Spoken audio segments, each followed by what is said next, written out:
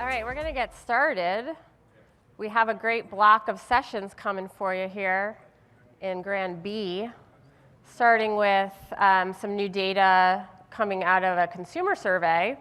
And then we're going to segue a little bit into some looks at financial services and fraud and the state of authentication there for the afternoon. So I'm really actually super happy to introduce our first speaker today. It's me. It's Megan. It's Megan Shamas. Hi, everyone. I am the Senior Director of Marketing at the FIDO Alliance.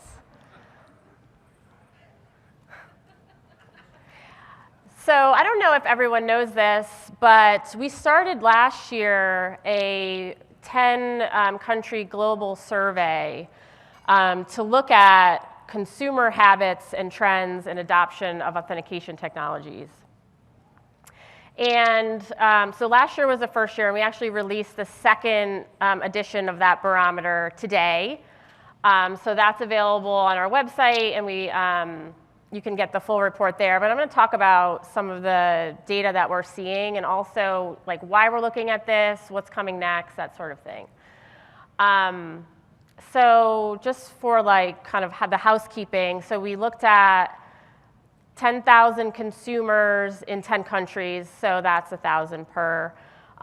This is the data from the second year, and really it says habits and trends and adoption, but we're really looking at that adoption piece. So we're less looking at how do you feel about X, Y, Z, and more like what are you actually doing on a daily basis. And why does the FIDO Alliance care about that? So we're not going to be successful unless we actually see people using less passwords. So passwordless, we want to see less passwords. I've been called out by many grammar particulars out there that we should be saying fewer passwords. So fewer passwords doesn't really work as well with the whole passwordless thing. So just want to make it clear that I know the grammar, but we like to say less passwords.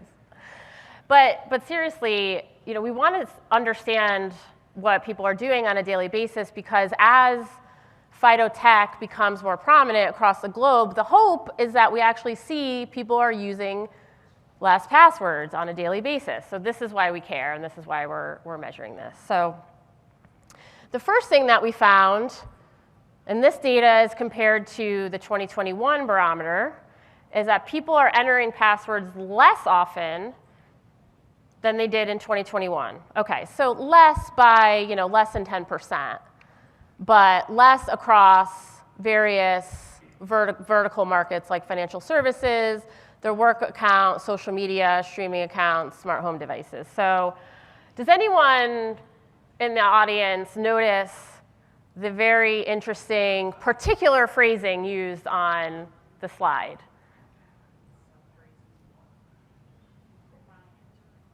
Thank you. Okay, so you might be thinking, this is a marketing person stat, a marketing person telling you people are using less passwords. No, I'm telling you people are entering passwords less. I'm going to be honest, the data is not showing that people are using passwords less. But they are a little bit entering passwords less. So what's actually going on? They're doing stuff to kind of get out of having to enter their password. And by and large, what we're seeing is the option to stay logged in, which is offered by most account types, not as much financial services, but definitely social media, definitely streaming accounts. And this, by the way, this is a percentage increase over last year, just to be clear of what we're looking at here. And typically across these kinds of accounts, these folks, they usually allow them to stay logged in for 30 days, 90 days. I don't know. We could ask some of the social media accounts if they even have a limit.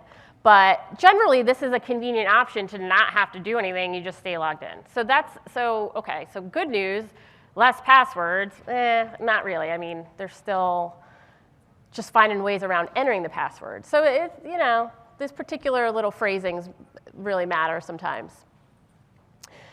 But by and large, passwords are still the thing behind everything. So we looked at particularly financial services account, because consumers tell us they care about their security, mostly of financial services accounts over other types of accounts. So we looked at that in particular. The report has data across other types of accounts, but this particular slide looks at financial services. So by and large, just the entering of a password is still the thing that is happening most often for logging in.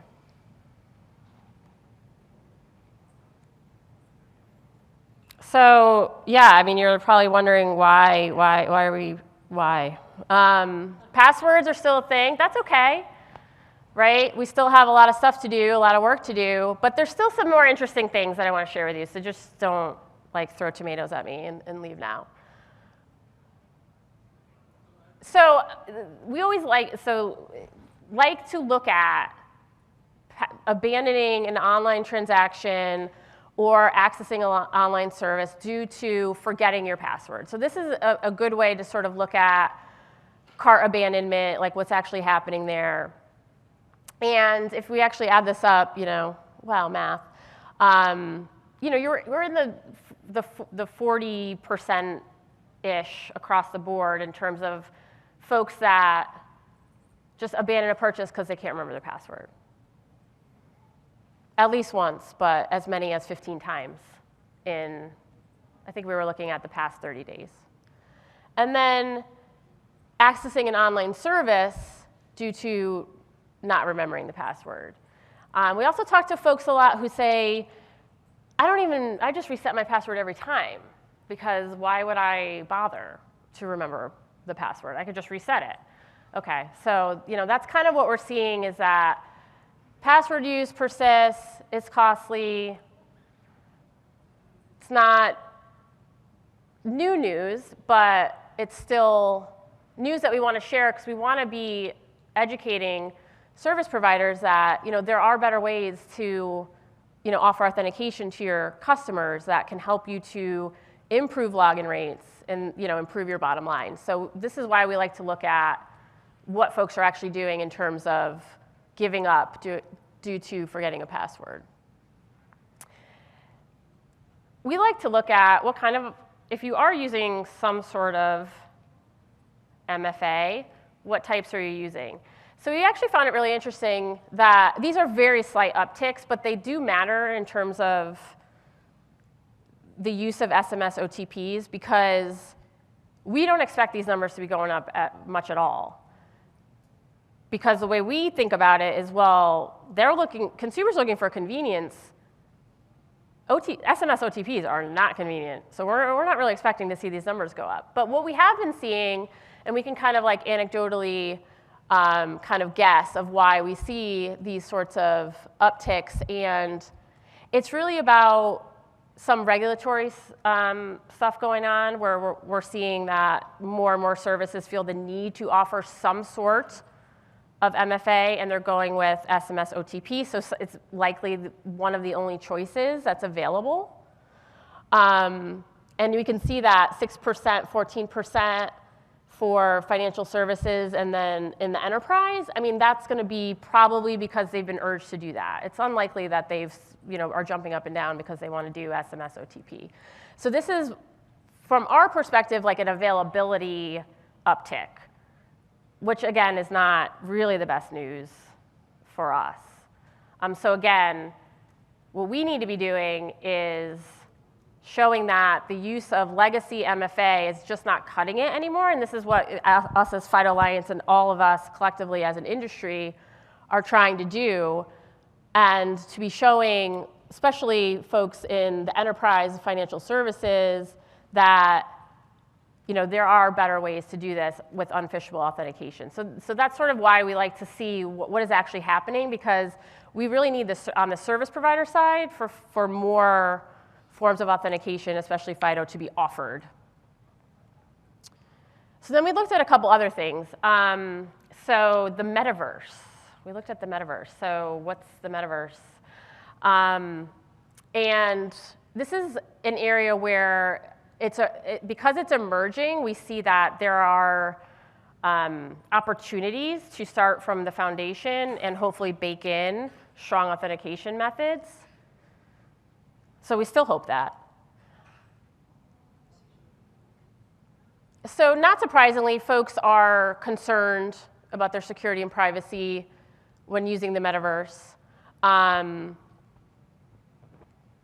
Generally, folks will say that they're concerned about it, but then do they do anything about it is usually a different story.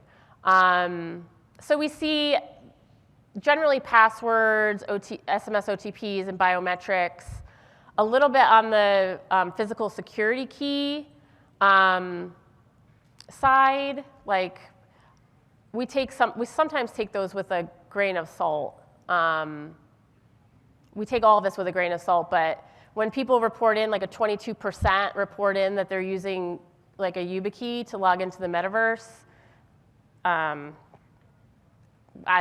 don't know if that is actually what's happening. So we hope so, but just with a grain of salt. But generally speaking, entering a password, SMS OTP, these are the things that are happening the most with these kinds of logins. Okay, so then we ask people about passkeys.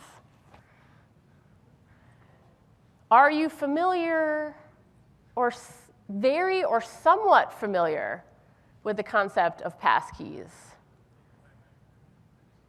People were more familiar with passkeys than we expected them to be. However, you probably noticed that we did receive a lot of media coverage around the announcement of the platforms and then the subsequent enablement from Apple and now Google and beta, but this is way higher than we expected to see in terms of just familiarity with the concept. So 39% across the board, and then in the US, and like if you look, India, China, Singapore, higher than 45%. And then the folks 18 to 34 was even higher. So, we can kind of guess of where they're getting their information from, but I would guess it was generally media coverage of passkeys. So this is good news, that there is a growing familiarity with the fact that there is a more convenient yet secure way to log in coming very soon. So we're hoping that as FIDO gets rolled out more broadly, that we will see that in their actions and we'll actually see some of this password use actually go down. These are the things that I just talked about.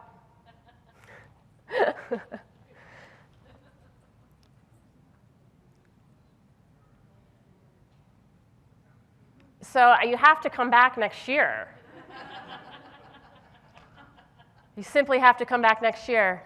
Authenticate 2023 will be the year we see passwords on the decline. What do we think? Yay or nay? Yay! Yay!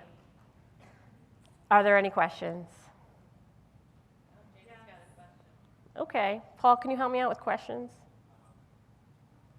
can be loud if need be. She can come up and stage and share the mic with you. Do we have another microphone?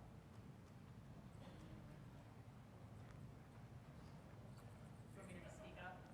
You go ahead, Jamie. Okay. I can repeat it. Can you go back to the slide on the metaverse? And I was just wondering if you could add a little color to like, what does it mean to log into the metaverse? Like, what does that actually mean? Yeah, so when we asked the question in the survey, we gave a definition of the metaverse, which was a virtual world where you are, and I can give you the actual definition, but I'm going to give you the Megan definition in the shorter way, which is a virtual world by which you have a virtual identity. So looking at things like children's games, like Roblox, and we gave some examples of like the kids, and you have a virtual identity that's represented in some way, yeah. Oh, so Jamie asked how we define the metaverse. Can you go to the next slide? Yeah, I'm not sure what it is, but. It's the metaverse.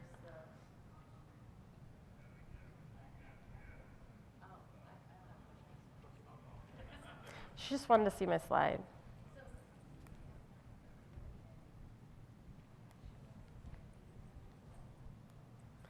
So I do have some questions in the app. Okay, so some good questions here. When is Authenticate 2023? You're going to have to wait till tomorrow at the closing keynote to find out about that. Sorry. Okay, go ahead. I have a couple other ones here. Hello. I see one of the statistics were that 62% of people were familiar with passkeys.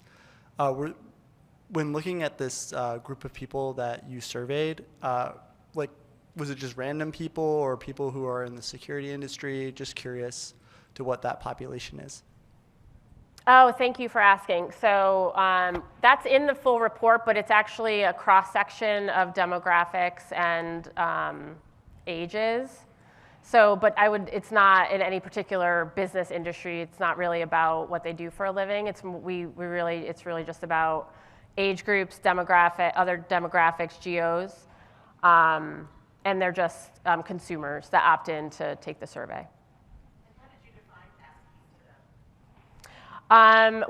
them? We defined passkeys as the way that we define it on our website, which is a passwordless a replacement for passwords that is more secure and easy to use. That has been recently announced support from major platforms. We actually didn't really define it very much because we didn't really want to influence their answer. But I would also say that when you ask folks questions, that's very different from measuring what they do, right? So there is some curve there in terms of whether or not the passkey that they're thinking about is the same passkey that we're thinking about. We're very cognizant of that for sure. But I think it's generally good. It's generally it's skewing in a way that's positive.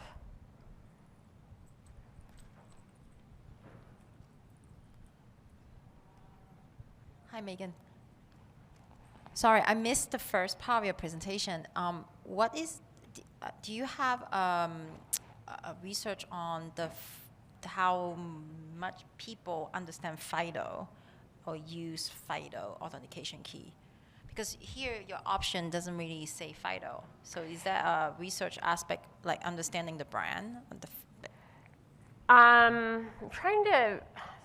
So when we talk about these questions where we ask about how are you logging in, by authentication method, we typically will not say FIDO for these kinds of questions. Rather, we'll say a physical security key like a YubiKey or a Google Titan, or we'll say biometrics as a platform authenticator. But we have asked in the past about general familiarity with the term FIDO, and we'll describe FIDO and do you know this? And the familiarity there is pretty low. If we did measure it today, I think it would be higher, but with the passkey stuff, we didn't ask about FIDO, we only asked about passkeys.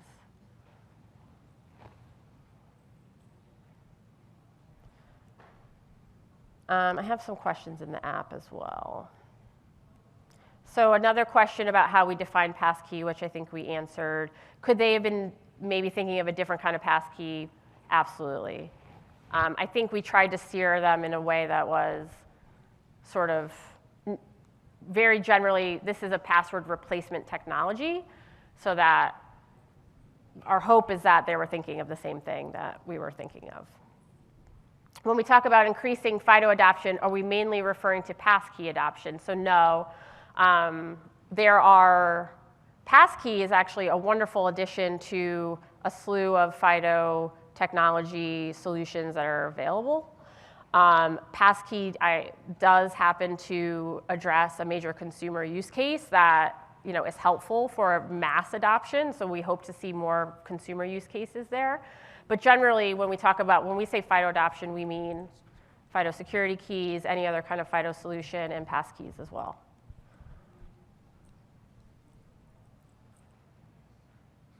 Megan, we have one right here. Okay. Megan, thanks for sharing this. Do you have any insight into when a consumer has the option to have their session extended or remain logged in, how frequently they choose to use that option if it's a checkbox? Similarly, if they have the option to be 2FA'd, how often are they opting in to these kind of security options? Any idea? That's a good question. So when it comes to the option to stay logged in, we didn't ask that question directly, but I do think that could be a good question for us to add, because they are reporting in that they are staying logged into a lot of different kinds of accounts, but the actual question of, when given this option, what are you doing, could be a good add there. And then the attitude towards when you're offered the option to add another layer of security, that's not a question that we're asking, because we're really only asking in this barometer is, what are you doing? Which is not to say we shouldn't add a question like that, but for the purposes of tracking overall improvements in use of MFA and less passwords, we're kind of just really tracking what are you actually doing.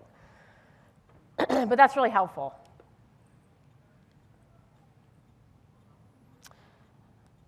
I do have, so someone asked if we could, excuse me, if we could do more how do you feel type questions to better understand audience sentiment. So absolutely. So I should add that this barometer is one type of survey that we do, but we do other research as well. So we do consumer surveys at least once a quarter. We also do enterprise surveys. And of course, our UX committee, who's going to have some great sessions later and tomorrow, does real life user testing. But I do think that we probably should move one of our consumer surveys for 2023, in Q1, to more of a sentiment kind of thing. So that's a good suggestion that we'll definitely take.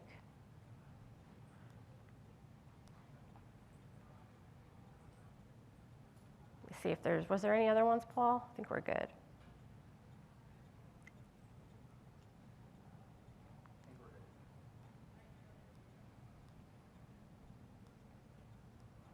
I'm sorry, I lost the, oh, here it is, okay.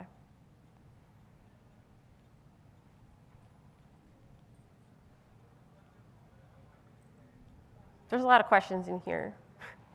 Oh, we have 1 minute left, so let me pick one more.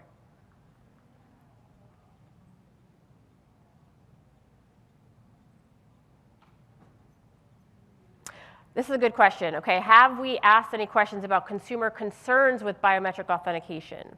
Do they trust it enough to select it? That is in the report, but it's not in my group of slides because I didn't want to overwhelm everybody with a bunch of charts.